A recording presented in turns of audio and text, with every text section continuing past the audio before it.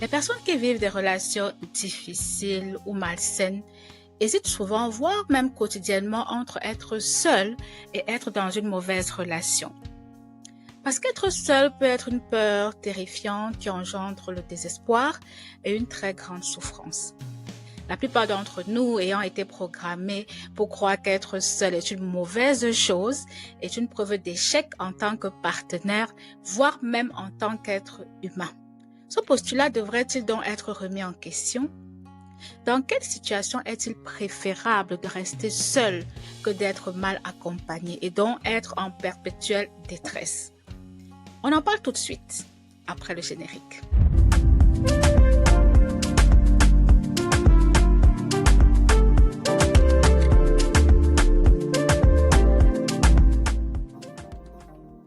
Bonjour à tous et bienvenue sur Mental Science, la chaîne YouTube qui vous parle de santé mentale et d'éducation culturelle. Aujourd'hui encore, chez les bébés et tout au long de l'enfance, la survie de l'homme dépend de l'attachement qu'il a avec des personnes qui s'occupent de lui. Toutefois, les sentiments de solitude sont souvent ignorés ou banalisés. Pourtant, les scanners cérébraux ont montré que des expériences telles que la mise à l'écart d'une communauté, l'exclusion sociale et le sentiment d'isolement vont activer les mêmes zones du cerveau que celles qui réagissent à la douleur physique. Ce qui veut dire que nous pouvons ressentir une très grande douleur à cause du sentiment de solitude et de rejet social. Bien évidemment que ce n'est pas toujours facile d'avouer qu'on préfère être malheureux et accompagné que de rester seul et dans la solitude. Il y a aussi ceux qui ont un bon cercle social, mais qui souffrent de la solitude affective parce qu'ils sont célibataires et vivent tout seuls au quotidien et depuis très longtemps. On voit souvent en thérapie des personnes qui vont consulter parce qu'elles se sentent dépressives, isolées, elles n'ont personne à aimer. Elles souffrent également de carences affectives parce qu'elles ne reçoivent parfois aucune marque d'affection. Elles n'ont pas de relation intime depuis des années.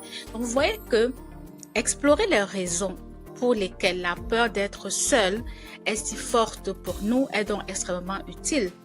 À la fois pour prendre une décision et pour nous préparer également à la vie après la décision, quel que soit le choix que nous allons faire. Partir, quitter la relation n'est certes pas toujours facile. Toutefois, voici 6 situations dans lesquelles il est préférable d'affronter la solitude plutôt que de mettre sa santé mentale en péril. Première situation, vous attendez que la personne change. Vous ne pouvez pas mettre vos espoirs dans quelque chose qui est absolument hors de votre contrôle. Vous allez attendre jusque quand? Et vous attendez même déjà depuis combien de temps? Et si jamais cette personne-là ne change jamais et que vous continuez à souffrir, qu'est-ce que vous allez faire? Parfois, il vaut mieux prendre des décisions sur base de ce que nous pouvons au moins partiellement contrôler que sur base des espoirs. Ce que vous voyez aujourd'hui, c'est ce qui est. Ne vous attachez pas à une version de cette personne qui n'existe que dans votre imagination ou dans vos projections. Deuxième situation. Quand vous n'êtes pas respecté et que votre partenaire ne fait pas de votre relation une priorité, pourquoi rester? Vous vous sentez toujours à la traîne, vous avez l'impression d'être le seul ou même la seule à vouloir que les choses s'arrangent. Vous êtes le seul ou la seule à ramer, à vouloir trouver des solutions. Vous avez essayé tout ce que vous pouviez, mais rien n'a changé. Continuer de rester par peur de la solitude constitue en quelque sorte une double peine. Vous souffrez de rester et vous souffrez de ne pas pouvoir partir. Est-ce que ça en vaut la peine? Troisième situation. Vous vous rendez compte que vous êtes manipulé. La personne se sert de vous pour obtenir un statut social, des faveurs matérielles, financières ou même physiques et ne tient absolument pas à vous en tant que personne. Vous êtes juste une variable dans son équation, comme diraient certains. Dans cette situation-là, rester en espérant des lendemains meilleurs peut s'avérer être une grosse perte de temps. On n'achète pas les sentiments. Quatrième situation. La personne que vous aimez vous violente régulièrement ou vous parle avec mépris. Elle vous maltraite et vous avez l'impression de n'avoir aucune valeur.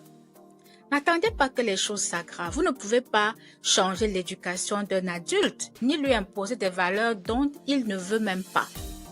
Prenez vos distances, cherchez de l'aide et essayez de trouver des moyens de sortir de cette relation.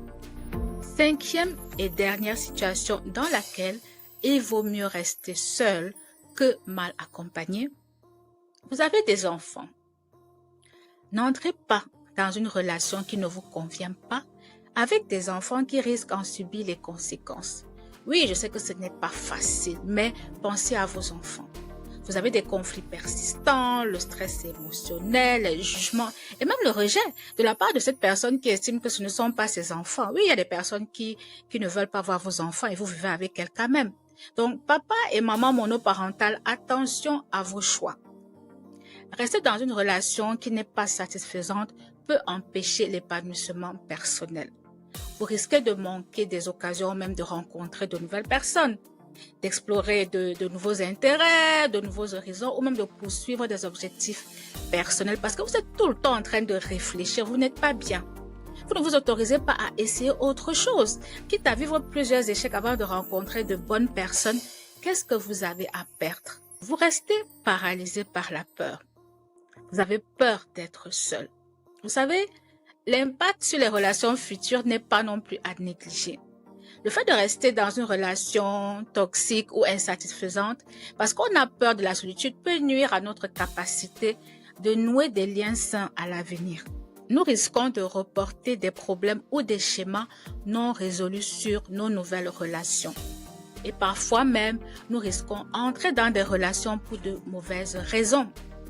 Et la relation elle-même peut en souffrir, même si cette fois-ci, on rencontre quelqu'un de bien. Parce que sinon, tes partenaires ou même les deux ne s'investissent pas pleinement, cela peut entraîner un manque d'intimité, des problèmes de communication et une insatisfaction générale qui va nuire à votre nouvelle relation.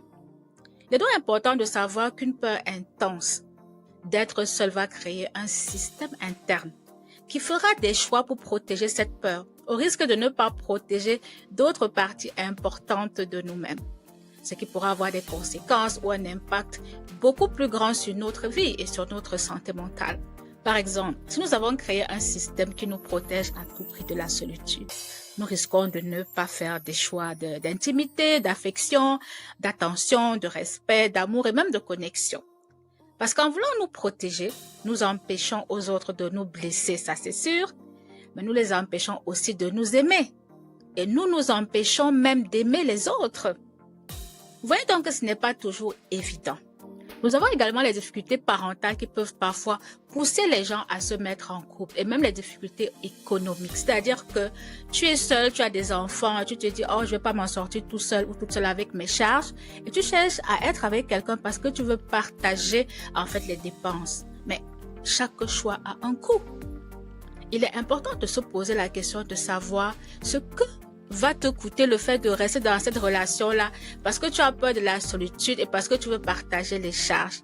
Et aussi, pose-toi la question de savoir ce qui pourrait arriver si tu as le courage de quitter cette relation et d'essayer autre chose. Le fait d'entretenir des liens sociaux solides peut constituer un formidable facteur de protection contre les problèmes de santé mentale. D'ailleurs, il y a des études qui ont été menées sur les mammifères qui démontrent que nous sommes fortement influencés par notre environnement social et que nous éprouvons par conséquent une grande détresse lorsque nos liens sociaux sont menacés, rompus ou même absents. Notre besoin de relations de qualité remonte donc aux premiers hommes et à nos sociétés de chasseurs-cueilleurs. Les groupes à ce moment-là dépendaient les uns des autres et personne ne pouvait vraiment survivre tout seul. Toutefois, il est normal de se sentir seul de temps en temps. Nous sommes des êtres humains. Cependant, la solitude chronique a un impact négatif important sur la santé physique et sur le bien-être mental. Elle nous pousse également à faire des choix qui sont absolument contraires à nos intérêts. Je vous souhaite donc de faire le bon choix et de ne pas avoir peur de la solitude dans toutes les situations. J'espère que vous avez aimé cette vidéo. Dites-moi ce que vous en pensez en commentaire. Quant à moi, je vous dis à très bientôt sur Mental Science.